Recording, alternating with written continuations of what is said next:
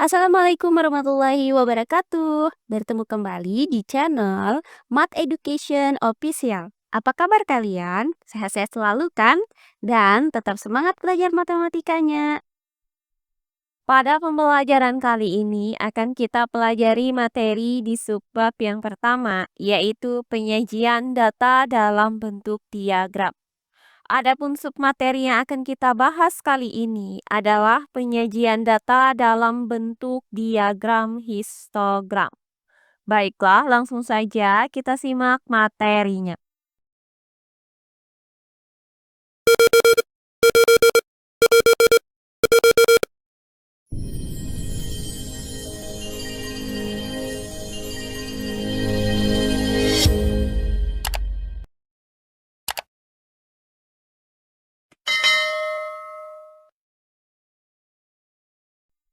Penyajian data dalam bentuk diagram.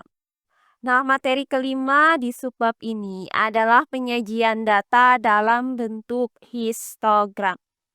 Nah, data yang disajikan dalam bentuk tabel distribusi frekuensi itu dapat kita sajikan dalam bentuk histogram. Nah, histogram merupakan tampilan bentuk grafis untuk menunjukkan distribusi data secara visual atau seberapa sering suatu nilai yang berbeda itu terjadi dalam suatu kumpulan data. Nah, dengan histogram kita dapat lebih mudah melihat pola yang sulit dideteksi dalam suatu tabel sederhana. Nah, histogram juga sangat berguna untuk mengetahui distribusi atau penyebaran suatu data. Nah, dengan mengetahui sebaran data ini, maka akan lebih mudah memperoleh informasi, menganalisa, mengumpulkan, dan mengambil tindakan dari data tersebut. Nah, perhatikan diagram berikut ini. Nah, gambar ini merupakan histogram dari umur penduduk di daerah A. Nah, pada histogram itu tidak ada jarak antar batang dari grafik. Hal ini dikarenakan bahwa titik data kelas itu bisa muncul di mana saja di daerah cakupan grafik. Nah, sedangkan ketinggian batang itu disesuaikan dengan frekuensi data kelas. Makin tinggi batang, maka makin tinggi frekuensi data. Sebaliknya, makin rendah batang, maka makin rendah frekuensi data. Perhatikan diagram batang dari penjualan sepeda motor setiap bulan berikut ini. Nah, di sini terlihat bahwa tampilan histogram itu mirip dengan diagram batang. Akan tetapi, antara diagram batang dan histogram ini memiliki definisi yang berbeda. Nah, diagram batang adalah representasi visual dari data yang menggunakan batang untuk membandingkan beberapa kategori data. Sedangkan histogram itu merupakan visualisasi tabel yang berupa batang dengan ukuran sesuai dengan jumlah numerik tertentu. Jadi, diagram batang itu lebih fokus pada membandingkan kategori data. Sedangkan histogram itu lebih ke arah visualisasi data sesuai dengan jumlah angka. Nah, perbedaan lainnya. Pada diagram batang, antara satu batang dengan batang yang lainnya itu memiliki ruang kosong atau saling terpisah. Sedangkan pada histogram, batang yang satu dengan batang yang lain itu saling menyentuh. Hal ini dikarenakan data yang divisualisasikan merupakan suatu data satu kesatuan. Nah, selain satu kesatuan, data di dalamnya juga memiliki rentang tertentu yang tidak bisa dipisahkan. Nah, lalu bagaimanakah cara membuat histogram? Nah, adapun langkah-langkah untuk membuat histogram dari tabel distribusi frekuensi adalah sebagai berikut. Nah, langkah pertama, buat garis horizontal dengan menggunakan skala berdasarkan pada unit pengukuran data. Garis horizontal ini biasanya berisi interval tepi kelas atau bisa juga nilai tengah kelas interval. Nah, langkah yang kedua, Buat garis vertikal dengan menggunakan skala frekuensi. Terakhir, langkah yang ketiga, gambar grafik batang, di mana lebar itu sesuai dengan panjang interval kelas dan tinggi sesuai dengan frekuensi setiap kelas interval. Nah, untuk lebih jelasnya lagi, bagaimana cara membuat histogram? Perhatikan contoh-contoh soal berikut ini. Contoh soal yang pertama. Buatlah histogram dari tabel berikut berdasarkan tipe kelasnya. Baiklah, untuk penyelesaiannya adalah sebagai berikut. Nah, pada tabel distribusi frekuensi ini terlihat terdapat 6 kelas interval, yaitu interval kelas ke-1 30-39 dengan frekuensi 3, kemudian interval kelas kedua 40 sampai dengan 49 dengan frekuensi 6. Berikutnya interval kelas ketiga 50 sampai 59 dengan frekuensi 8. Berikutnya interval kelas keempat 60 sampai 69 dengan frekuensi 12. Berikutnya interval kelas kelima 70 sampai 79 dengan frekuensi 10 dan interval kelas ke-6 dengan frekuensinya adalah 6, yaitu 80 sampai dengan 89. Nah, karena kita akan membuat histogram berdasarkan tepi kelasnya, maka kita tentukan terlebih dahulu nilai tepi kelasnya, yaitu sebagai berikut. Nah, untuk tepi kelas ke-1. Tepi bawah kelas ke-1 adalah 30 dikurang 0,5. Hasilnya 39,5. Dan tepi atas kelas ke-1 adalah 39 ditambah 0,5. Hasilnya adalah 39,5. Berikutnya untuk tepi kelas kedua. Tepi bawah kelas kedua adalah 40 dikurang 0,5. Sama dengan 39,5. Sedangkan tepi atas kelas kedua adalah 49 ditambah 0,5, hasilnya 49,5. Berikutnya untuk tepi kelas ketiga. Tepi bawah kelas ketiga adalah 50 dikurang 0,5, hasilnya 49,5. Sedangkan tepi atas kelas ketiga 59 ditambah 0,5, hasilnya 59,5. Berikutnya untuk tepi kelas keempat. Tepi bawah kelas keempat adalah 60 dikurang 0,5, hasilnya 59,5. Sedangkan tepi atas kelas keempat adalah 69 ditambah 0,5, hasilnya 69,5. Berikutnya untuk tepi kelas kelima.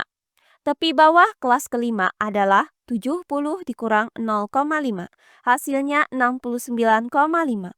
Sedangkan tepi atas kelas kelima adalah 79 ditambah 0,5. Hasilnya adalah 79,5.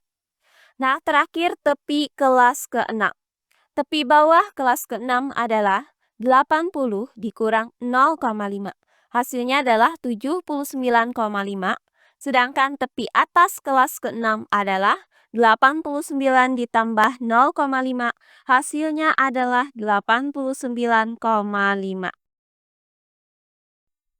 Dengan demikian, tabel distribusi frekuensi berdasarkan tepi kelasnya menjadi.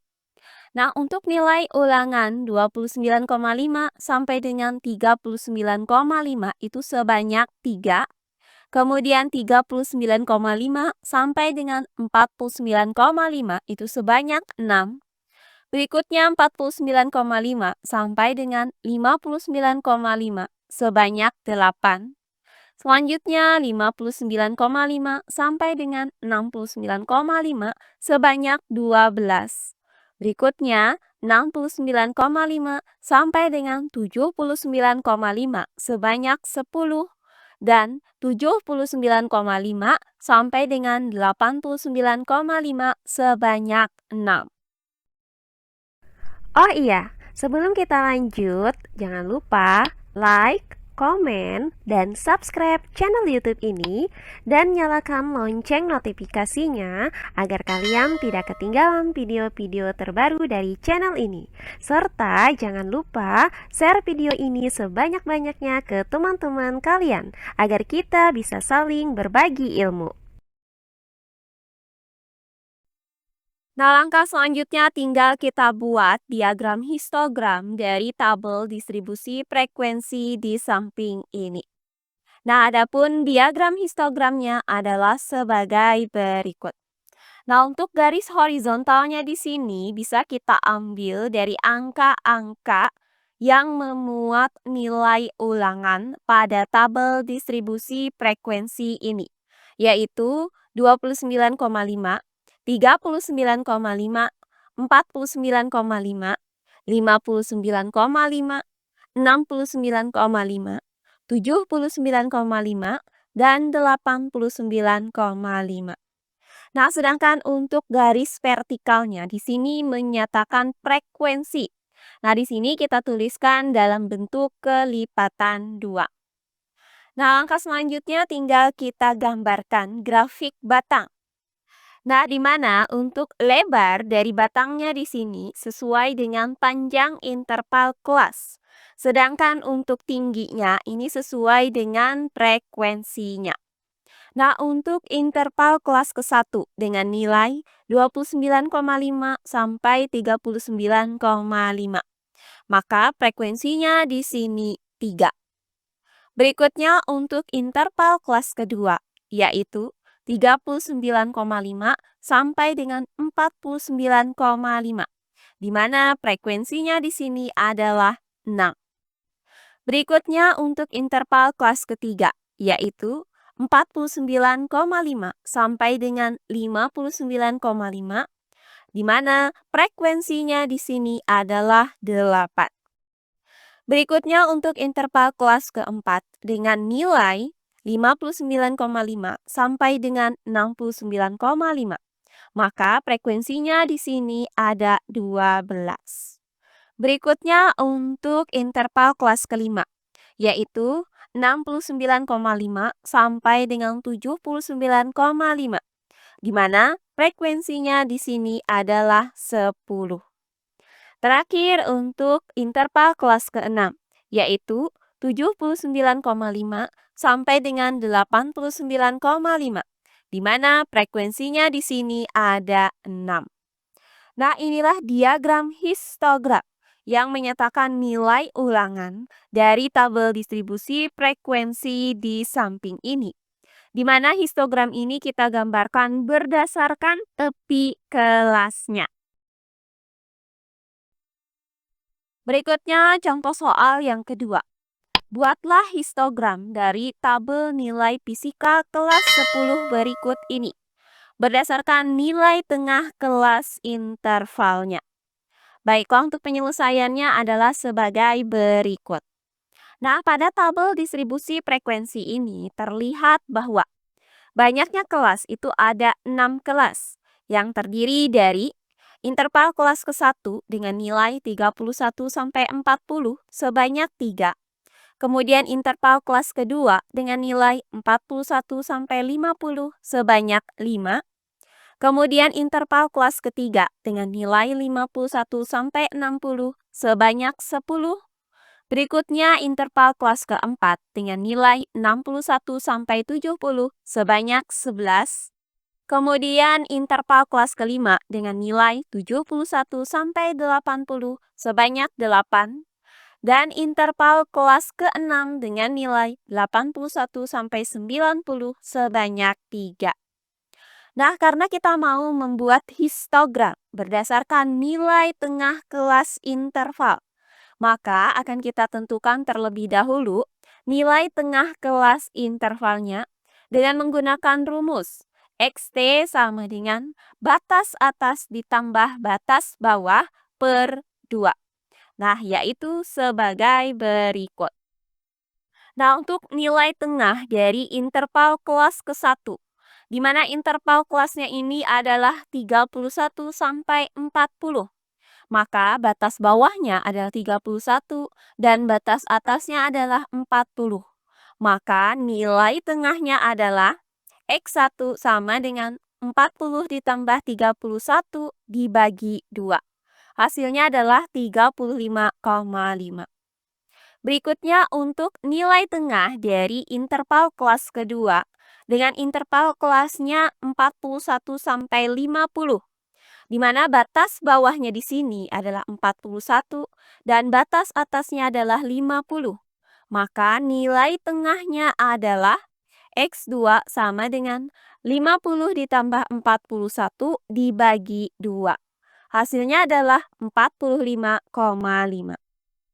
Berikutnya untuk nilai tengah interval kelas ketiga dengan interval kelasnya 51 sampai 60, di mana batas bawahnya adalah 51 dan batas atasnya adalah 60, maka nilai tengahnya adalah X3 sama dengan 60 ditambah 51 dibagi 2. Hasilnya sama dengan 55,5. Berikutnya untuk nilai tengah interval kelas keempat, di mana interval kelasnya adalah 61 sampai 70.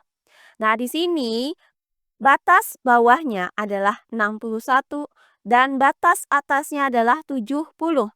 Maka nilai tengahnya adalah X4 sama dengan 70 ditambah 61 dibagi 2. Hasilnya sama dengan 65,5. Berikutnya untuk nilai tengah interval kelas kelima. Dengan intervalnya adalah 71 sampai 80, di mana batas bawahnya adalah 71 dan batas atasnya adalah 80, maka nilai tengahnya adalah X5 sama dengan 80 ditambah 71 dibagi 2. Hasilnya adalah 75,5. Terakhir, untuk nilai tengah dari interval kelas ke-6. Dengan interval kelasnya adalah 81 sampai 90, di mana batas bawahnya adalah 81 dan batas atasnya adalah 90, maka nilai tengahnya adalah X6 sama dengan 90 ditambah 81 dibagi 2. Hasilnya sama dengan 85,5. Nah, setelah kita dapatkan nilai tengah dari masing-masing interval kelasnya, maka tabel distribusi frekuensinya akan menjadi sebagai berikut. Nah, untuk nilai tengah 35,5, di sini ada sebanyak 3. Kemudian nilai tengah 45,5, ada sebanyak 5. Kemudian untuk nilai tengah 55,5, ada sebanyak 10. Kemudian untuk nilai tengah 65,5 ada sebanyak 11.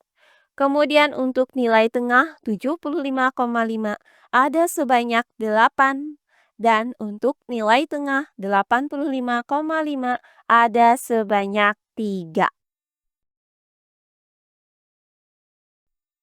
Nah, selanjutnya tinggal kita buat diagram histogram dari nilai ujian fisika kelas 10, yaitu sebagai berikut. Nah, untuk garis horizontal di sini menyatakan nilai tengah dari interval kelas nilai ulangan. Sedangkan untuk garis vertikalnya di sini menyatakan frekuensi. Nah, selanjutnya tinggal kita buat batangan yang saling menyentuh, yaitu sebagai berikut. Nah, untuk nilai tengah 35,5 ada sebanyak 3.